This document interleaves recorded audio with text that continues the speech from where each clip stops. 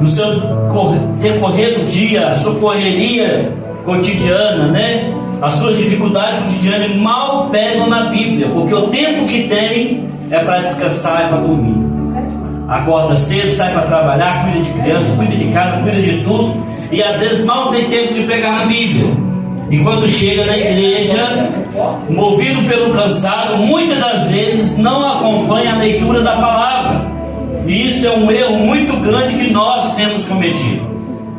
Amém? Eu gostaria que todos, até os adolescentes que já sabem ler, amém? Se você já sabe ler, você pode ter a Bíblia Sagrada em casa, no celular, no livro comprado, você pode ler a Bíblia Sagrada. Glória a Deus. João, capítulo de número 7, o Evangelho de João, capítulo de número 7. Aleluia.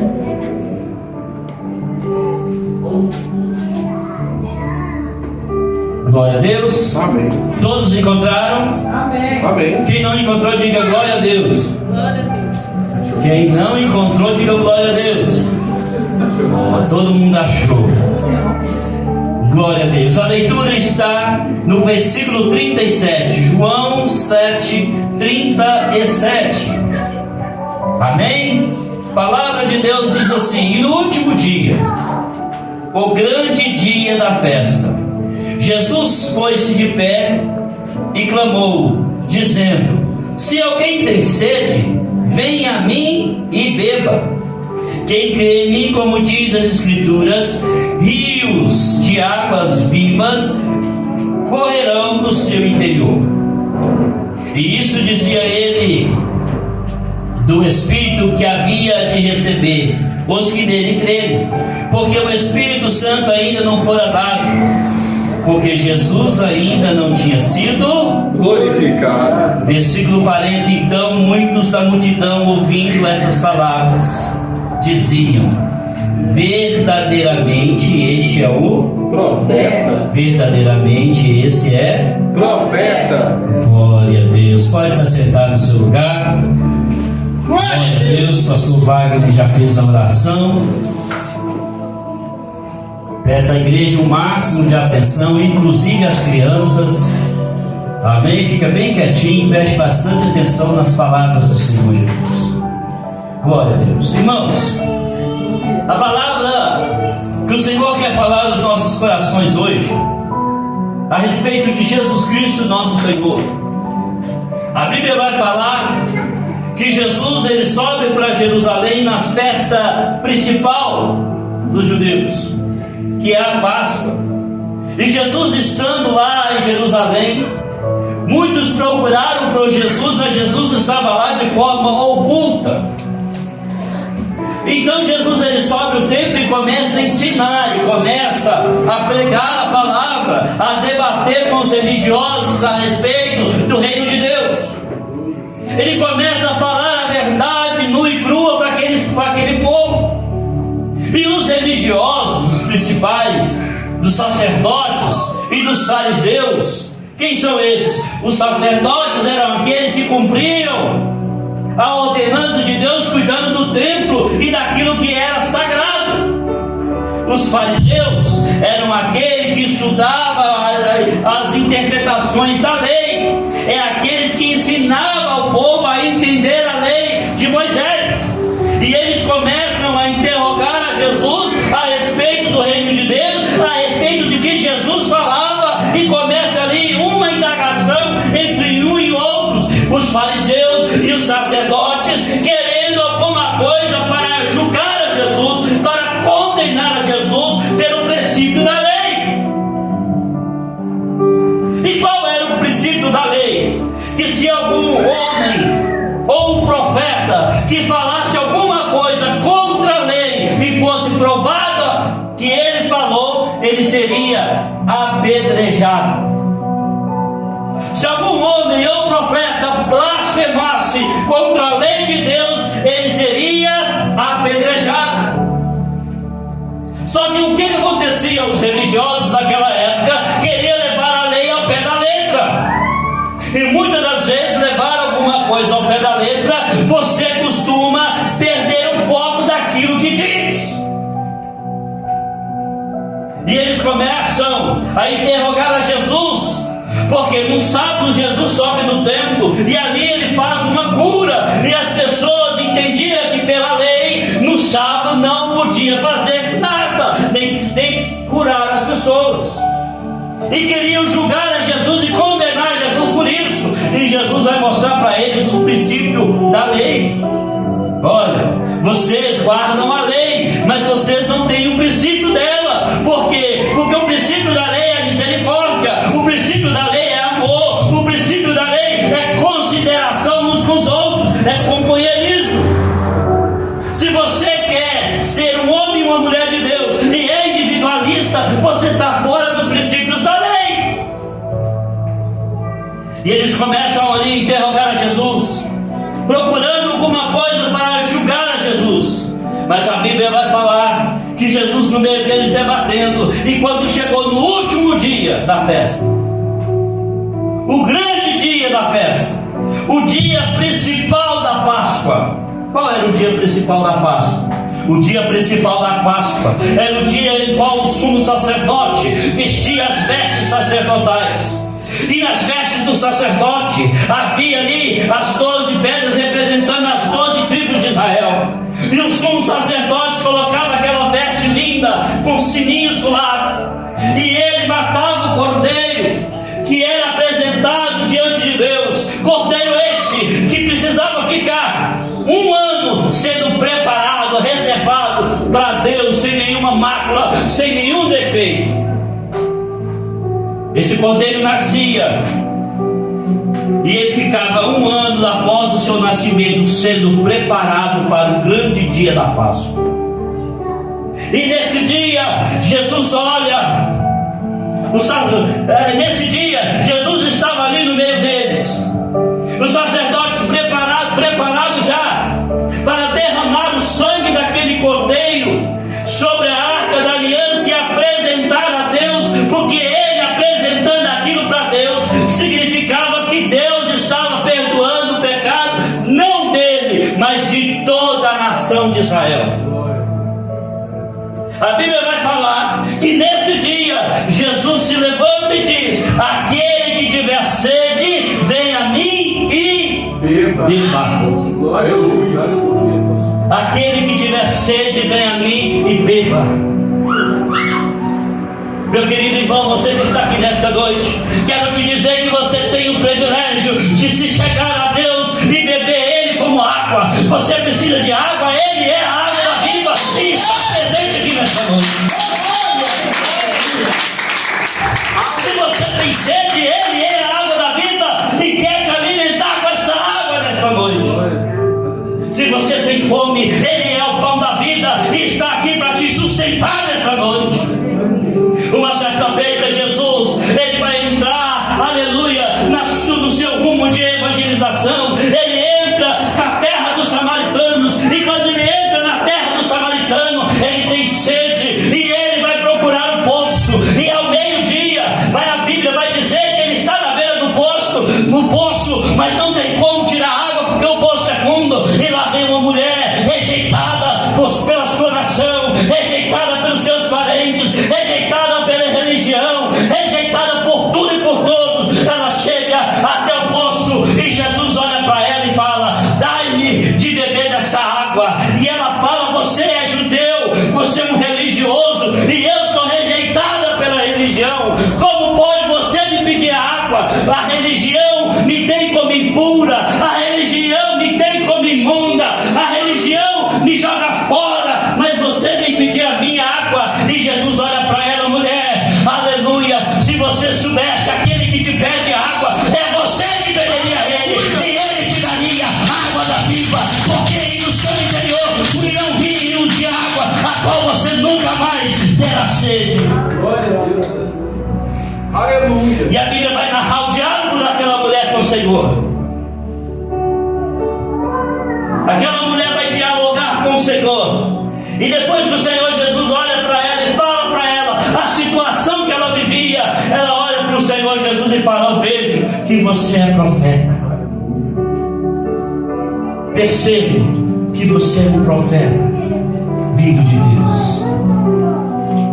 E aqui no texto que nós lemos, Jesus olha e fala: aquele que tem sede, vem a mim e beba. Porque aquele que crê em mim, conforme diz a palavra, rio de água viva correrão da onde? Do seu interior.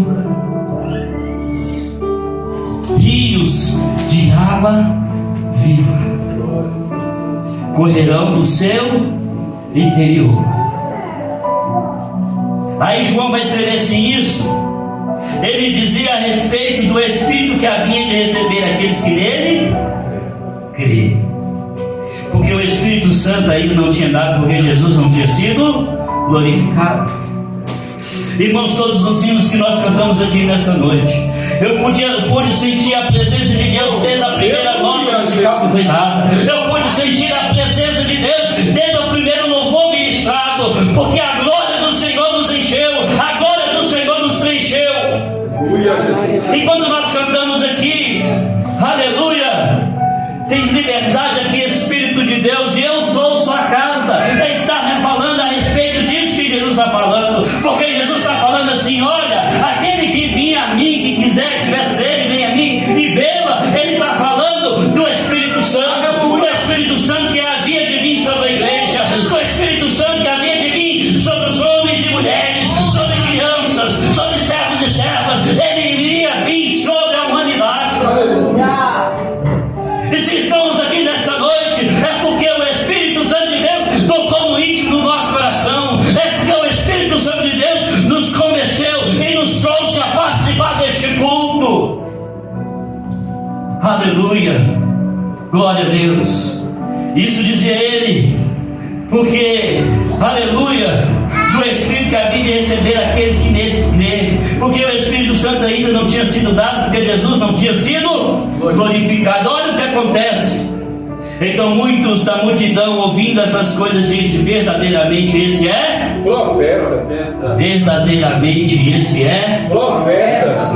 Glória a Deus. A mesma coisa que a mulher do fluxo de sangue falou lá com Jesus em João 4. Vejo que tu és profeta. Aleluia. Agora eu começo a pregar aqui. Aleluia. Aleluia. Verdadeiramente vejo que tu és profeta. Parece uma coisa meio sem lógica. Alguém chega no meio da multidão no dia da festa principal do seu povo e olha para o povo e diz: aquele que tem sede, vem a mim e beba. Porque aquele que tiver sede, aquele que beber da água que eu lhe der, fluirão nele um rio de água viva. Aquele que crê em mim, fluirão nele um rio de água viva. Aleluia. E as pessoas ouviram isso. Peraí, verdadeiramente esse é profeta. Está meio fora de lógica isso, tá não? Não está meio fora de lógica não, pastor Lucas? Pela narrativa de João. Só porque Jesus disse: aquele que crê em mim, como diz as Escrituras, rios de água viva correrão no seu interior. As pessoas olharam para Jesus e disseram: verdadeiramente tu és. Mas vamos entender o porquê que eles falaram isso para Jesus. Por que será que eles olharam para Jesus e falaram: verdadeiramente tu és profeta? Se Jesus estava com um grande debate.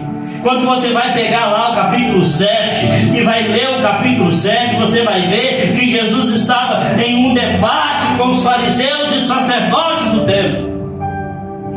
E de repente ele começa, olha para a multidão e fala: se você crê em mim, como diz as Escrituras, rios de água viva correrão do seu meio. Aleluia. Glória a Deus. Glória a Deus. Para entendermos o que Jesus estava dizendo aqui, eu vou pedir a você que abra a sua Bíblia lá no profeta Ezequiel, versículo 47, capítulo 47. Abra a sua Bíblia no Ezequiel, capítulo 47.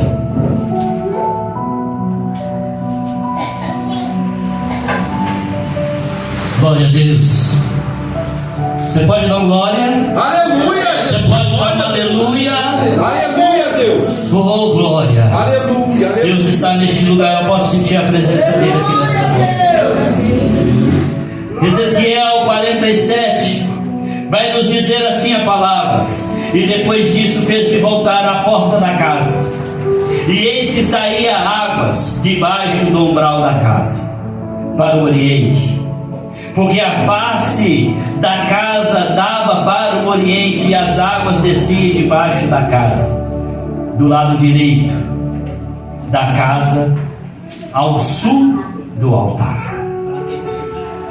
E ele me fez sair pelo caminho da porta do norte, e me fez dar uma volta pelo caminho de fora, até a porta exterior, pelo caminho que dá para o oriente, e corriam águas do lado direito. Aleluia. E saiu aquele homem para o oriente, tendo na mão um cordel de medir, e mediu 1000 côvados, e me fez passar pelas águas, e as águas davam aos tornozelos.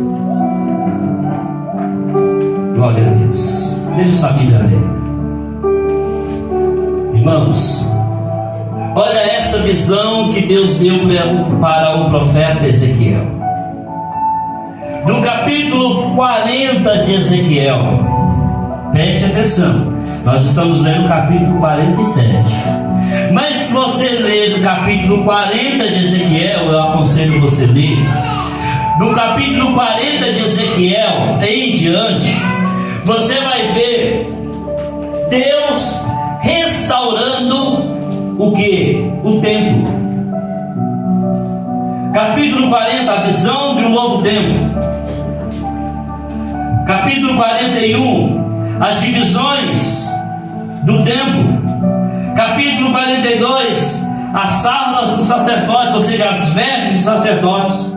Capítulo 43, a glória de Deus volta para o templo. Aleluia. Capítulo 44, o portão do leste do templo. Capítulo 45, o terreno para o santuário do templo.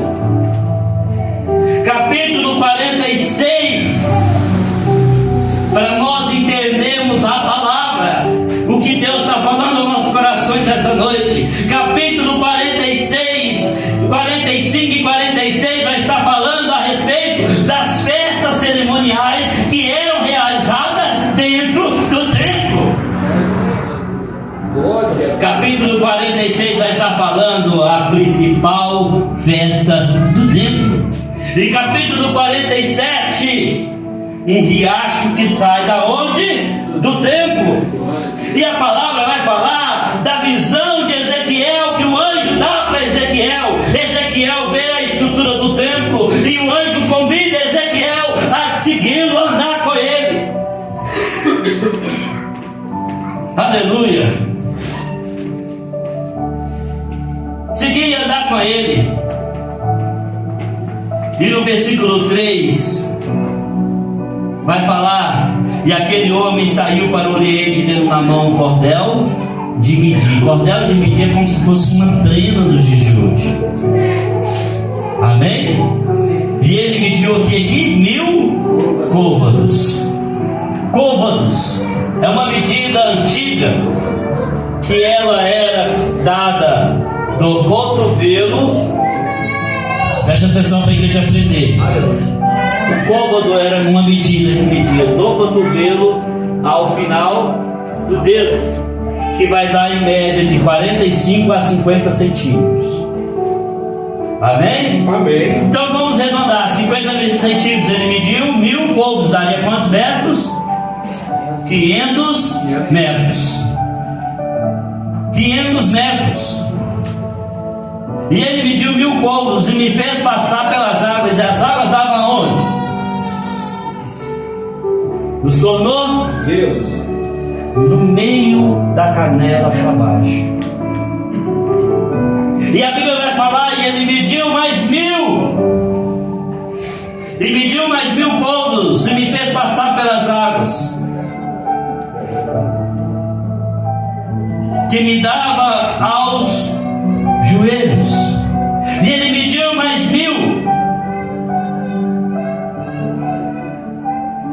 Ele mediu mais 1000. Ele mediu 1000 e me fez passar pelas águas. E já era um ribeiro e que eu não podia atravessar, porque as águas eram profundas e que se devia passar a nado. O ribeiro pelo qual não se podia passar. Preste bem atenção no que a palavra está dizendo aqui nesta noite. O profeta Ezequiel viu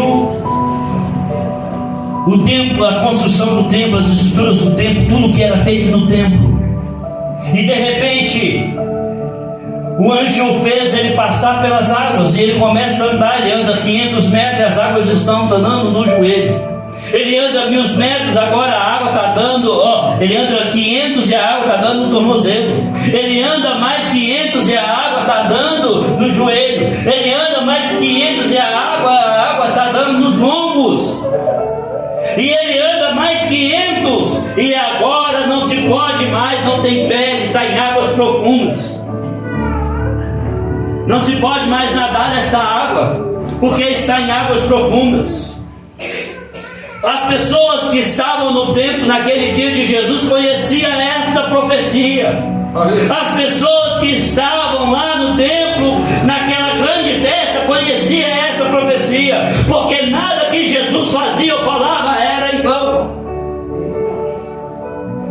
Jesus sabia que a visão de Ezequiel era: no dia da festa fluirá rio de água viva. E ele diz: aquele que crê em mim, como diz as Escrituras, rios de água viva correrão do seu interior. Jesus estava falando da profecia de Ezequiel. Essa água não corre só no templo, mas essa água tem que correr na minha e na sua vida. Aleluia! Aleluia! Glória a Deus. Aleluia! Aleluia! E tem um mistério aqui envolvido nesta água, meu querido. Porque lá no livro de Gênesis, capítulo 1, versículo 1 diz: no princípio a terra era, criou Deus os céus e a terra era sem forma e vazia, mas o Espírito de Deus se movia sobre a face das águas. Aleluia! Quando o Senhor te convida a passar as águas, quando o Senhor chama Ezequiel e fala: Ezequiel, eu tenho águas profundas para o meu povo, eu tenho águas profundas para a minha igreja. Quando Jesus fala: aquele que crê em mim, como diz as Escrituras, rios de água viva correrão do seu interior. O apóstolo João vai falar: Jesus está falando do Espírito Santo, do mesmo que está falando lá no livro de Gênesis, capítulo 1. A terra era sem forma e vazia, mas o Espírito de Deus se movia sobre a face das águas. Como diz aqui nesta noite, quero navegar no oceano do Espírito. Ou seja, quanto mais eu navego, quanto mais profundo eu vou, mais intimidade eu tenho com Deus, mais intimidade eu tenho com o Espírito Santo. O Senhor te trouxe aqui nesta noite para que você possa ter intimidade com Ele.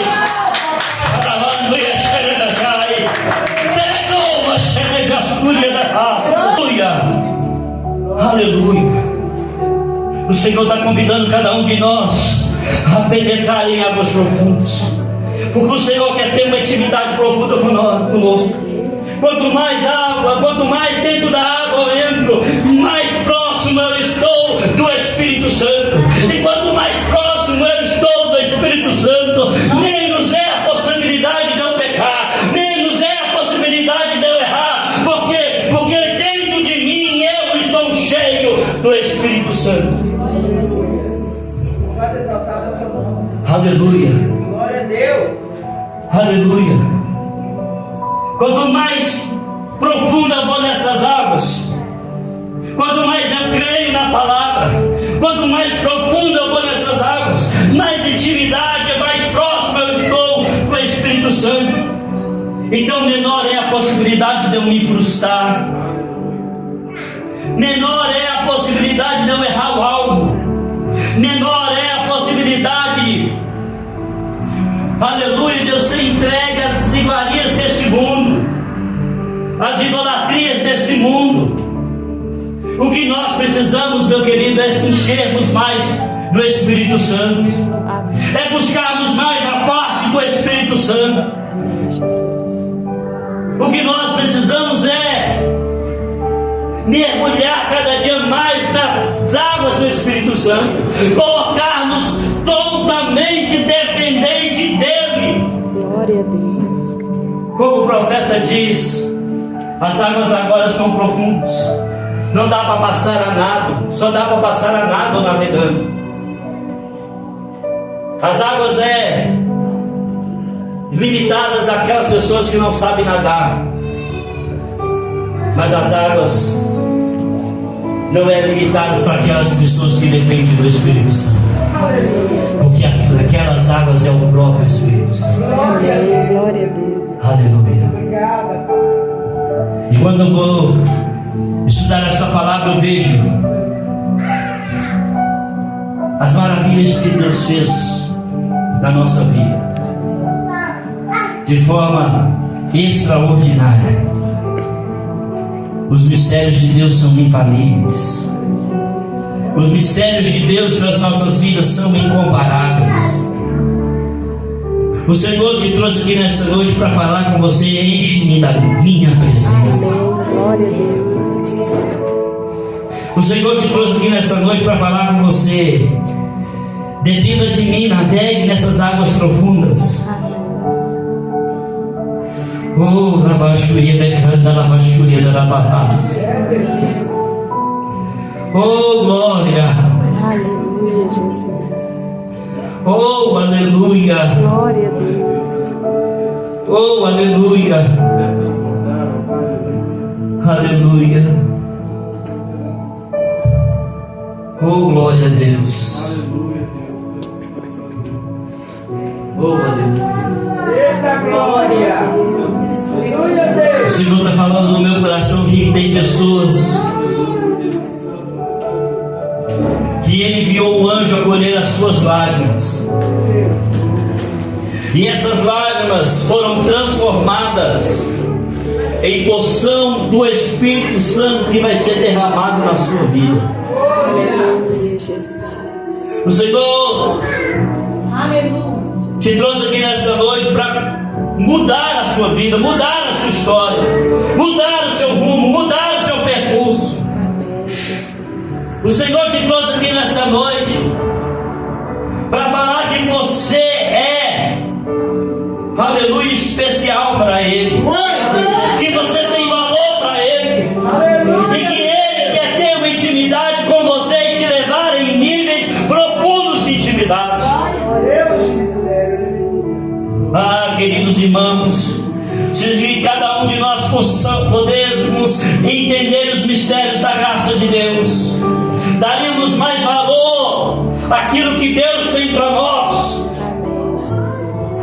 Quando eu olho para a igreja, quando eu olho para a situação do nosso país, do mundo em si, do evangelho, do sistema gospel, do sistema evangélico, eu vejo, aleluia, como é preciso um avivamento, como é preciso que Deus entre na nossa história e mude o jeito de nós pensar, e mude o jeito de vivermos a palavra. Porque no sistema evangélico nesta noite de hoje, eu vejo muitas pessoas que só andaram 500 metros e as águas estão no tornozelo ainda. E essas pessoas pararam porque se acharam dignas demais, se acharam alguma coisa, se acharam importante demais e não fluíram na sua intimidade com Deus. Nos dias atuais nós vemos muitos pastores que andaram 1000 metros e as águas ainda estão nos joelhos, mas pela falta do egoísmo, do egocentrismo, preocupado mais do que com o eu, do que com a própria palavra, preocupado com status, com a vanglória, não consegue avançar mais, não consegue ter uma vida mais íntima de Deus. Dentro da igreja, há muitas pessoas que caminharam 1.500 metros. E 1.500 metros é bacana, é bom, mas a água ainda está nos lombos, ou seja, abaixo do ombro. Ainda não avançaram. O Senhor quer mais de nós. O Senhor quer mais dessas pessoas. E sabe o que acontece? Pega esse mistério para a sua vida. Existem pessoas que já navegaram em águas profundas. Existem pessoas que conhecem os mistérios de Deus. Existem pessoas que conhecem, têm até intimidade com Deus. Ele ora, Deus fala com ele. Ele ora, Deus responde a oração dele. Existem pessoas que já conseguiram avançar em águas profundas. Mas sabe qual é o mal dessas pessoas? Ao invés de ela estar fazendo algo para Deus, ela está sentada no banco.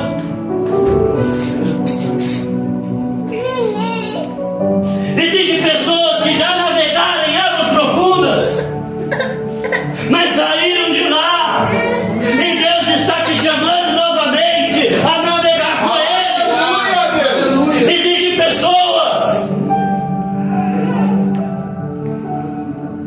que não chegaram nem no primeiro nível, a água não está nem no tornozelo e está engolindo aqueles que já chegaram em águas profundas.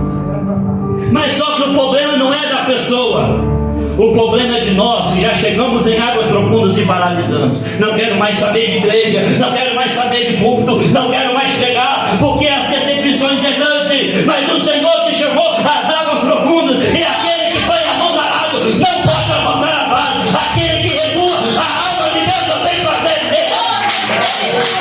Então hoje é tempo de você olhar para trás, para frente. Você quer um outro mistério da palavra de Deus?